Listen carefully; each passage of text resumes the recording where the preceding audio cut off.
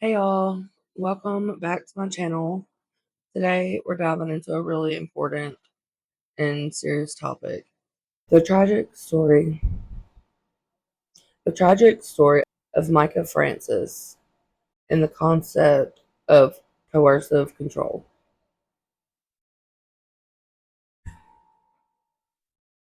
I'm Neho and I'm here to break down this tough topic with you. I believe it is so important to bring awareness to domestic violence in all its forms. And Micah's story is a powerful reminder of why we need to talk about these issues. So settle in and let's get started. All right. So we'll start with who Micah was. Micah was 30 years old and she was from Myrtle Beach, South Carolina. She sadly passed away in April 2024 and she was in the middle of divorcing her husband, John Paul J.P. Miller, who is a pastor at Solid Rock Church. Less than 48 hours after he was served divorce papers, Mica was found dead with a gunshot wound to the head at Lumber River State Park in North Carolina. Mica's family and friends described her as a vibrant and loving person. Her sudden death left a huge void in their lives, and they are now fighting for justice. I believe this could have been the result of ongoing abuse and coercive control. So, what exactly is coercive control? It's a form of abuse where someone uses manipulation, threats, intimidation to dominate and control another person. It's often psychological and emotional rather than physical. Coercive control includes behaviors like isolating someone from their friends and family, monitoring their movements, monitoring their times, controlling their finances, and using threats and intimidation to instill fear. Imagine feeling like you're constantly being watched, having every aspect of your life controlled. Every aspect of your life is being controlled. You feel like you're constantly being watched and you're being cut off from people who care about you the most. And that's what coercive control looks like, and it's incredibly damaging. And some signs to look out for with coercive control would be constant monitoring of your activities and your communications. Another one is isolation from your friends and family. Another one is gaslighting you and making you question your own reality. Financial control, like taking your money and not letting you leave for work, not letting you go to work, and threats and intimidation. If any of this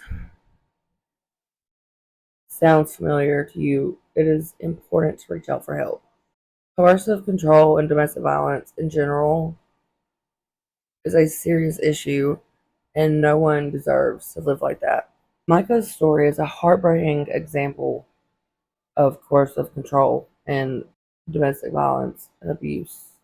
Micah experienced so much abuse and violence from her husband, J.P. Miller, who allegedly would place the GPS trackers on her car, slash her tires, even leaked explicit photos of her online. Despite reporting these incidents to the police, Micah felt unheard and unsupported.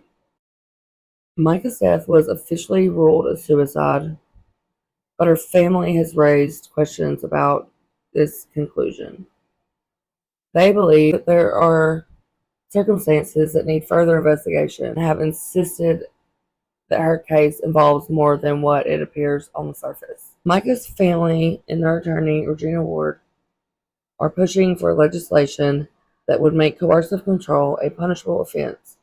This law, they hope, will prevent tragedies like Micah's from happening to others. I feel like it's also important to point out here, like in the case of Gabby Petito, law enforcement, they'll need training, they need to care, they need training and to know what look for the right signs. They're not placing blame on somebody acting out of a reactive abuse is very real. I got chills thinking about Gabby Petito just then.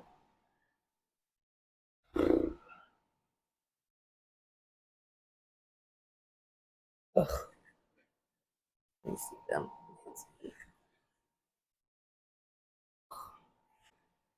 Attorney Regina Ward has highlighted the importance of recognizing coercive control as a serious form of domestic abuse. She explained that coercive control is like psychological warfare, damaging the very soul of a person, making them doubt their self-worth. The psychological impact of coercive control can be devastating.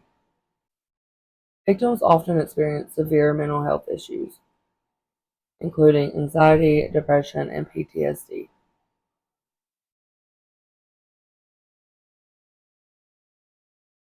And it's crucial to understand that these invisible scars are just as damaging as the physical ones.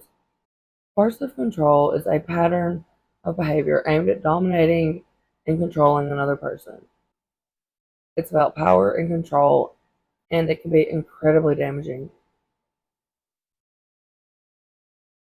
Victims need support and understanding to break free from this cycle of abuse. If you or someone you know is experiencing this abuse, there are resources available. Reach out to local domestic violence shelters, hotlines, organizations that specialize in helping survivors of abuse. Remember that it is not your fault, and you deserve to be safe and free. Thank y'all so much for watching. I hope this video helps shed light on this form of domestic violence and abuse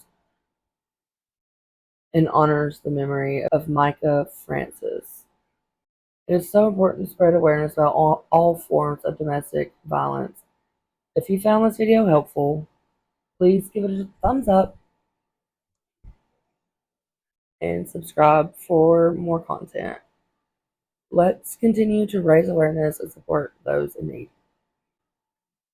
Oh, and one more thing. I would love to hear your thoughts on this topic. Have you heard of this before? Or do you have any experiences that you would like to share? Drop a comment below and let's keep this conversation going. Thanks again. I'll see you in the next video.